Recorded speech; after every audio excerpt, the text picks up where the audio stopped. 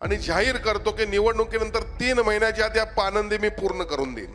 मला असं वाटतं की राजकारण विरोधासाठी करू नये, विकास कामामध्ये सर्वांनी साथ द्यावी असं मला या ठिकाणी वाटतं आणि मी विरोधकांना देखील तसं आवाहन करतो। दोन्ही वेळेला निवडून येत असताना बावड्याच्या विकासामध्ये कधीही कमी पडलो नाही आणि या राज्याच्या सर्वोच्च सभागृहामध्ये काम करण्याची संधी दिली। काही लोकांनी विरोध केल्यामुळं समाज म्हणल्यावर विरोध असणार, काही लोक त्याला विरोध करतात।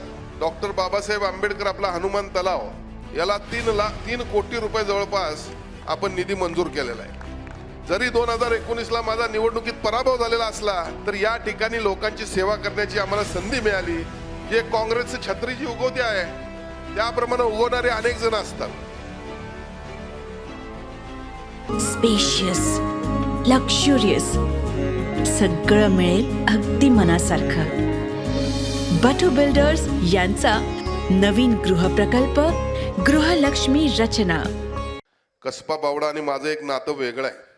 निवडणुका येतात जातात, पण आपल्या लोकांच्या मध्ये जाऊन काही गोष्टी करायच्या, म्हणणं मांडायचं की एक वेगळा आनंद त्यामध्ये असतो। आत्ताच आमच्या सुजित भाऊनी या ठिकाणी आपलं मनोगत व्यक्त केलं। खरं म्हणजे 2009 ची निवडणूक असेल, 14 ची असेल, या दोन्ही निवडणुकांमध्ये आपण मला भरभरून मतदान केलं आणि या राज्याच्या सर्वोच्च सभागृहामध्ये काम करण्याची संधी दिली। त्याबद्दल सर्वप्रथम मी आपल्याला मनपूर्वक असा धन्यवाद देतो। दोन्ही वेळेला निवडून येत असताना बावड्याच्या विकासामध्ये कधीही कमी पडलो नाही। पानंदीचा विकास असेल, रस्ते असतील, गटारे असतील, सुरू असलेल्या नाबार्डच्या माध्यमातून आपल्या या राजाराम बंधाऱ्याच्या वरचा पूल असेल, पूल आता अंतिम टप्प्यात आलेला आहे। काही लोकांनी विरोध केल्यामुळं कंपल्सरी ॲक्विजिशनची प्रक्रिया सुरू आहे आणि खऱ्या अर्थानं मला या ठिकाणी शहाजी मासाळ सरांची देखील आठवण येते। पाण्यामध्ये अतिशय उमद व्यक्तिमत्व ज्यांनी या समाजाला दिशा घडवण्याचं काम सुरू केलं होतं, असे शहाजी मासाळ सर त्या ठिकाणी त्या पुलामध्ये वाहून गेले। आणि समाज म्हणल्यावर विरोध असणार, काही लोक त्याला विरोध करतात। समजून 1-2 वेळा सांगितलं। आता सन्माननीय जिल्हाधिकाऱ्यांनी त्या ठिकाणी कंपल्सरी ॲक्विजिशनची प्रक्रिया सुरू केलेली आहे। अनेक गोष्टी या कसबा बावड्याच्या विकासामध्ये आपण प्रयत्न करतोय। गेल्या वर्षी 2023 ला या ठिकाणी कसबा बावड्याच्या मधल्या पोलवर सगळ्या आपण तिरंगी लाईट्स लावल्या आणि खऱ्या अर्थानं या ठिकाणी कसबा बावड्याच्या सुशोभीकरणाला देखील सुरुवात केली। आता तलाव संवर्धनच्या माध्यमातून डॉक्टर बाबासाहेब आंबेडकर आपला हनुमान तलाव याला 3 कोटी रुपये जवळपास आपण निधी मंजूर केलेला आहे। सगळ्यात महत्त्वाचं म्हणजे आपल्या भगव्या चौकामध्ये छत्रपती शिवरायांचं स्मारक झालं, छत्रपती संभाजीराजांचं स्मारक व्हावं अशी देखील आपल्या बावड्यातल्या तरुण मुलांची इच्छा होती। ती तातडीनं पूर्ण करत सन्माननीय मुख्यमंत्र्यांनी 1.5 कोटी रुपये मंजूर केले, त्याचं देखील उद्घाटन झालं। आणि म्हणून आता आपले श्रीराम उद्यान आहे, त्याचं देखील या ठिकाणी सुशोभीकरणाचं काम आपण हाती घेतलेलं आहे। सगळ्यात महत्त्वाचं म्हणजे पानंदी काही प्रमाणात रुपेशी अजून झालेले नाही आहे आणि त्या होणं गरजेचं आहे। शेतकऱ्यांना यायला अडचण म्हणा किंवा ऊस कापल्यानंतर त्याची वाहतुकीला होणारी अडचण, मी आपल्याला एवढं या ठिकाणी आश्वस्त करतो आणि जाहीर करतो की निवडणुकीनंतर 3 महिन्याच्या आत या पानंदी मी पूर्ण करून देईन। बावड्यातली एकही पानंद शिल्लक ठेवणार नाही याची मी तुम्हाला खात्री देतो। खऱ्या अर्थानं पूर्वीच त्या 5-6 पानंदी मी मंजूर केल्या होत्या, पण ठीक आहे, काही विरोधामुळे त्या पानंदी झाल्या नाहीत।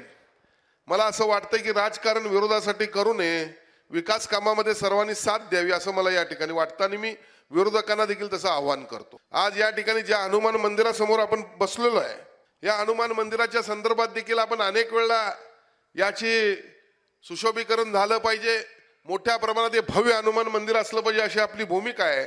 हे देखील आपण या ठिकाणी कमिटी बरोबर बोलून या निर्णय घेऊ। हे हनुमान मंदिर असं भव्य दिसलं पाहिजे, या दृष्टीने आमचा पुढच्या काळामध्ये प्रयत्न राहील। आपल्या सर्वांना माहित आहे 2019 आणि 21 मध्ये मोठ्या प्रमाणात पूर या कोल्हापूर जिल्ह्यामध्ये आला।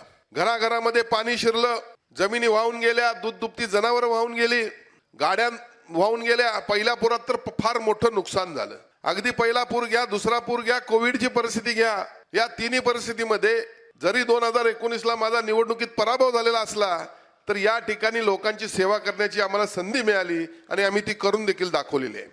आणि म्हणून निवडणुका आल्या की जे काँग्रेसचं छत्री जी उगवते आहे त्याप्रमाणे उगवणारे अनेक जण असतात.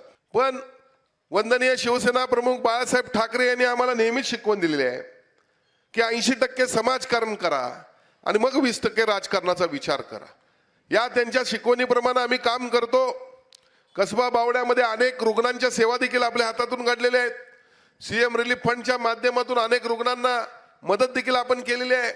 नुकतंच एक काही दिवसापूर्वी कृष्णा आपला चहावाला देखील या ठिकाणी होता, त्याच्या सरबतवाला धर्मेंद्र, त्याच्या मुलगीचं ऑपरेशन आपण विजयराव केलं.